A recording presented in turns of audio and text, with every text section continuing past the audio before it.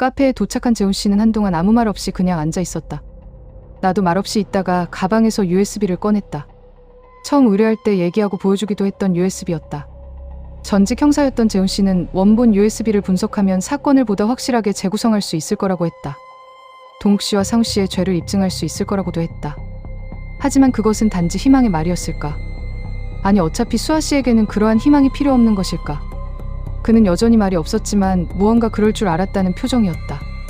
그가 입을 열었다. 뜻밖의 말이었다. 배 안 고파요. 별로 생각 없다고 말하려고 했는데 그 순간 눈치 없이 배에서 꼬르륵 소리가 들렸다. 피식 나도 재훈 씨도 웃었다. 그러고 보니 의자에 고스란히 놓여있는 봉지 안에서 반찬 냄새가 코끝을 자극하고 있었다. 카페에서 은근하게 반찬 냄새를 풍기는 민폐 손님이었단 걸 그제야 깨달았다. 우리는 밖으로 나왔다. 여름이 오기 전 적당히 따뜻하면서도 시원한 봄바람이 기분 좋게 살랑거렸다. 편의점에서 햇반을 사서 근처 공원에 갔다. 재훈 씨는 차에서 돗자리도 가져왔다.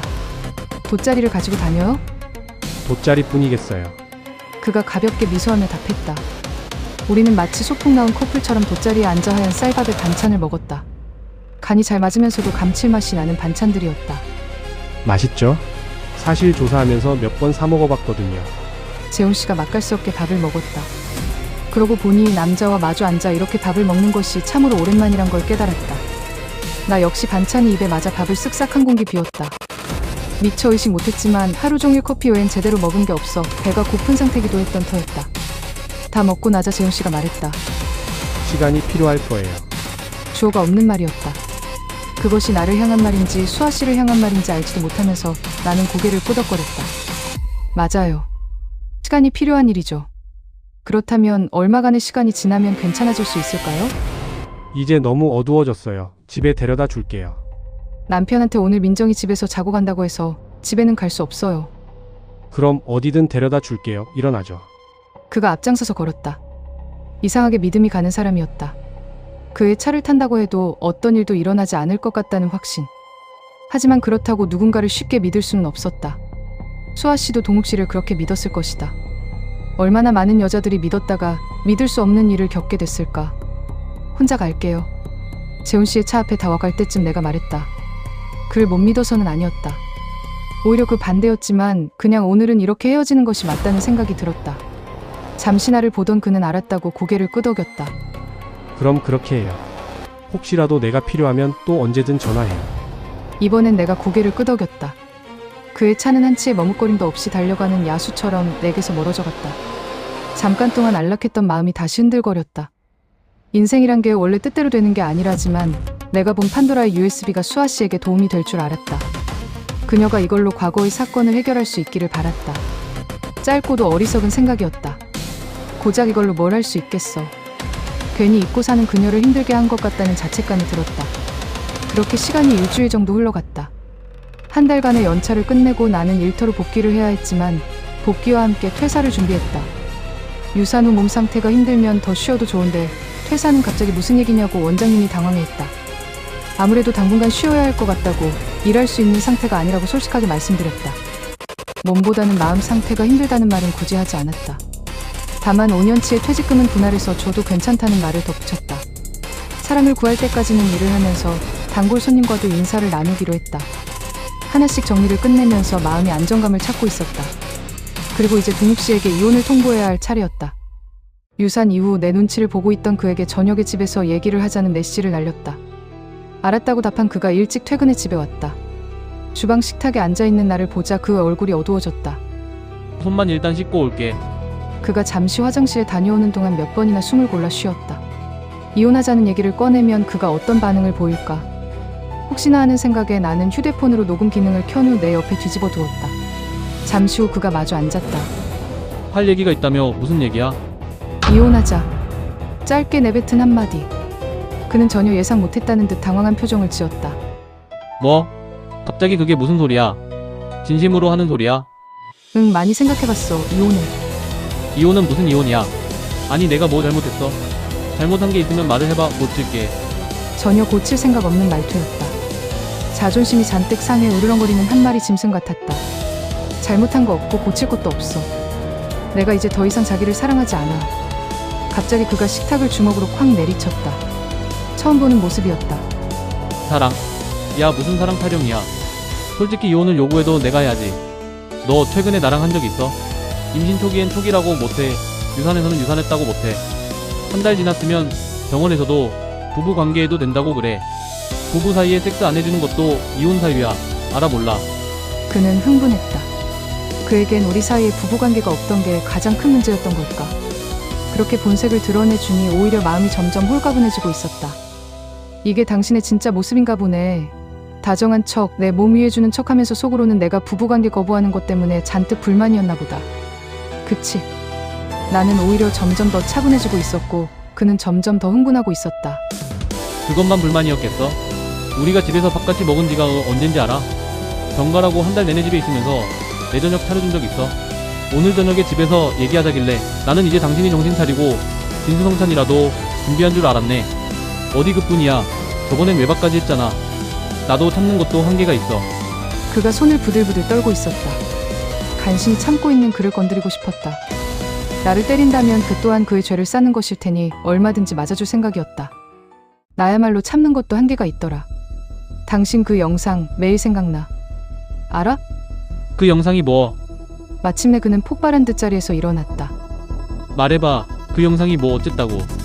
그래, 막말로 여자애 좀 건드렸다. 그게 뭐? 야, 술 먹고 뻗으네. 길에다 안 버린 게 어디야. 안 그래? 나는 너무도 허탈해 어이없는 한숨을 내뱉는 것 말고는 아무 말도 할 수 없었다. 내가 사랑한 남자가 정말로 이렇게 쓰레기였구나.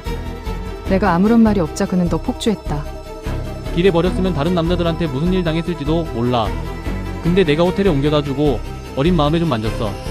그게 무슨 그렇게 큰 죄라고 그래? 다 지나간 일이잖아. 그리고 내가 당신한테 그랬어? 그냥 좀 만졌다고? 정말로 그게 다야? 아니 그냥 좀 만진 건 아무 일도 아니라는 거야? 너 진짜 이렇게까지 쓰레기였어? 그 말에 버튼이 눌린 듯 그는 나를 향해 때릴 것처럼 다가왔다.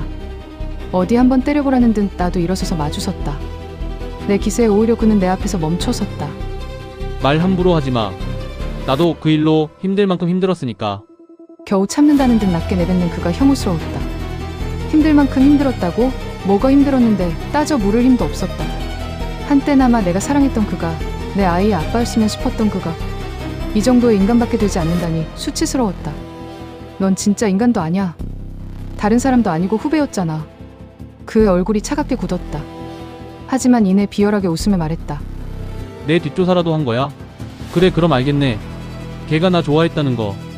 막말로 좋아하는 남자가 한번 해주면 좋은 거 아니야? 걸레라고 소문나네.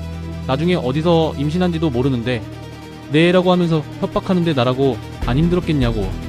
판결문에는 피해자가 피고인 일 이에게 강간당했다는 주장이 써 있었을 뿐 피고인 일의 아이를 임신했다고 협박했다는 내용은 없었다.